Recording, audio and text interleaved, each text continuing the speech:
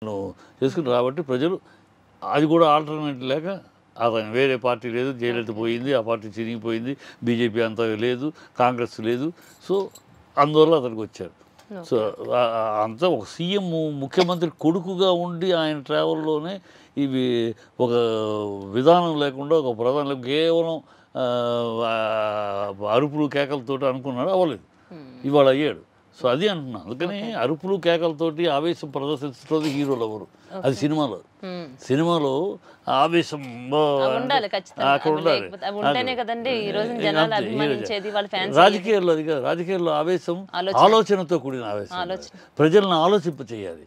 ఆ ఆవేశంలో మాట్లాడితే అబ్బా కరెక్ట్గా వాడు ఆలోచించాలి, వాడు ఆలోచించి నీ ఆలోచనకు వాడు క్లాప్స్ కొట్టాలి, అది రావాలి. అది లేదు పవన్ దగ్గర. సరే, చంద్రబాబు గురించి మీ అభిప్రాయం చెప్పారు, పవన్ కళ్యాణ్ గురించి మీ అభిప్రాయం చెప్పారు. ఇక జగన్ గురించి ఆయన అభిప్రాయం అడిగితే మీరు ఏం చెప్తారు? జగన్ చేసింది ఏదో చేశాడబ్బా, పేదల కన్నీళ్లు తుడిచాడు, అది వాస్తవం. మిగతా ఇంకా పెద్ద పెట్టుబడులు రాలేదు, అవి రాలేదు, ఇవన్నీ ఉండేవి. అతను ఎక్కడ దెబ్బతిన్నాడు, అతని అనుభవం, చంద్రబాబు అనుభవం అతను దెబ్బ కొట్టింది. ఎక్కడ అనుభవం? టైటిల్ రిజిస్ట్రేషన్ ల్యాండ్ వచ్చింది. టైటిల్ రిజిస్ట్రేషన్ అనేది చంద్రబాబే వాళ్ళ వయ్యావుల కేశవ్ అసెంబ్లీలో దాన్ని సమర్థించి మాట్లాడాడు. ఇది బ్రహ్మాండమైన విధానము, ఇది రష్యాలో చేశారు, రికార్డ్స్ చూడండి, రష్యాలో చేశారు, రాజస్థాన్లో చేశారు, అనేక దేశాల్లో ఇది తీసుకొచ్చారు, చాలా గొప్ప సిస్టమ్ ఇది, ఈ ప్రభుత్వం ఖచ్చితంగా అమలు చేయాలని ఆ రోజు అసెంబ్లీలో వయ్యావుల కేసు తెలుగుదేశం పార్టీ తరఫున మాట్లాడాడు.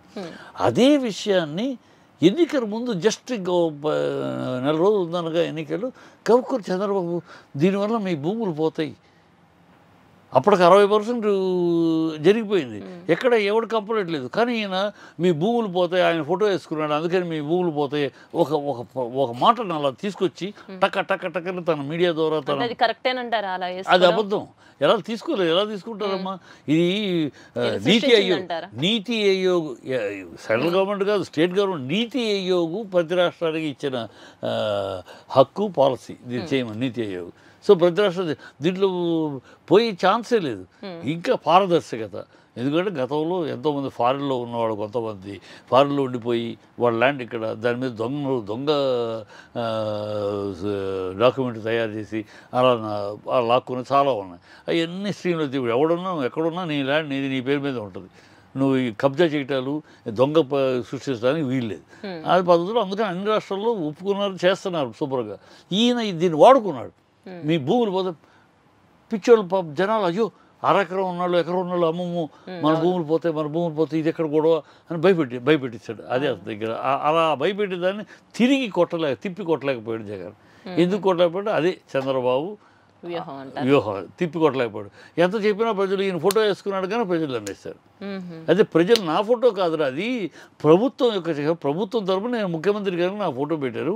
ఇంకా వాజ్పేయి గారు ఆయుష్మాన్ భారత్లో మోడీ గారు ఫోటో పెడుతున్నారంటే మోడీ గారు ఓటేయమన్నా కాదు కదా, అది గవర్నమెంట్ ప్రతినిధి. గవర్నమెంట్ అన్నప్పుడు గవర్నమెంట్ తోడు ప్రతినిధి. ఆ రోజు రాష్ట్రం అయితే సీఎం, దేశం అయితే పిఎం పెడతారు అని ప్రజలకు ఎక్స్ప్లెయిన్ చేసి వాళ్ళని కన్విన్స్ చేసి వ్యూహం లేదు. అక్కడ అది నమ్మేశారు ప్రజలు, బీభత్సంగా నమ్మేశారు. అమ్మో అయిపోద్దని.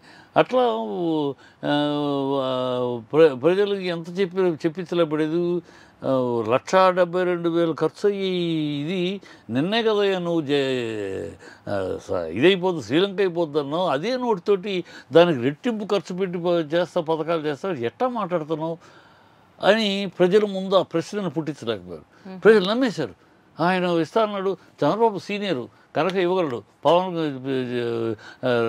మనడు జగన్ ఇంతవరకు ఇవ్వగలడు, ఆయన పెద్దోడు కనుక సీనియర్ అనుభవం ఇవ్వగలడు అని నమ్మేశారు.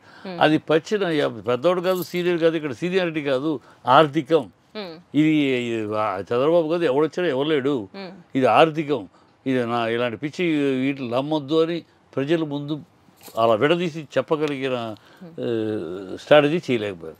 సో ఇవన్నీ అతని అనుభవం మీద మీడియా ఒక అబద్ధాన్నమ్మా ఒకసారి చెప్తే ఏమో అనుకుంటాం, 2 సార్లు చెప్తే ఏమో అనుకుంటాం, 10 సార్లు అదే అబద్ధం నిజమేమో నిజం అయిపోయినట్టండి. అయిపోయింది. అదే చంద్రబాబు స్ట్రాటజీ. ఓకే. మొత్తం మీడియాని ఫుల్గా ఎలక్ట్రానిక్ మీడియాని పేపర్లు కంట్రోల్ చేయగలిగాడు.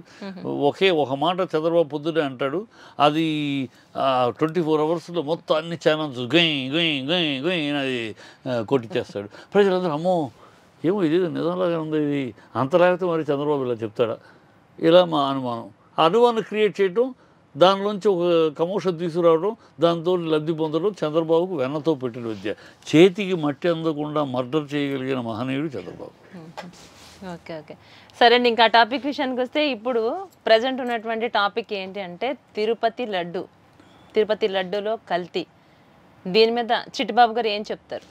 పచ్చి అబద్ధాన్ని ఎంత ఎంత దూరానికైనా తీసుకెళ్ళచ్చు, పచ్చి అబద్ధాన్ని ఎలా ప్రమోట్ చేయొచ్చు, పచ్చి అబద్ధంతో ప్రజల్ని ఎలా ఇబ్బందుల్లోకి తీసుకెళ్ళచ్చు అని చంద్రబాబుకు తెలిసినట్టు ఎవరికి తెలియదు, మరొకసారి నిరూపిస్తున్నాడమ్మా. అది పచ్చి అబద్ధం, పచ్చి నిస్సిగ్గుగా చెప్పే అబద్ధం. ఎందుకంటే కల్తీ జరగలేదంటారు. కల్తీ అనేది జరగలేదు. ఎందుకంటే 100కి 100 జరగలేదు. ఎందుకంటే మీకు వరుసగా చెప్తా అసలు ఈ టాపిక్ ఎందుకు వచ్చిందంటే, అది ఈ విషయం ఎలా వచ్చిందంటే, దేని డైవర్ట్ దేనికి వచ్చింది, దేని చెప్తా. ఇప్పుడు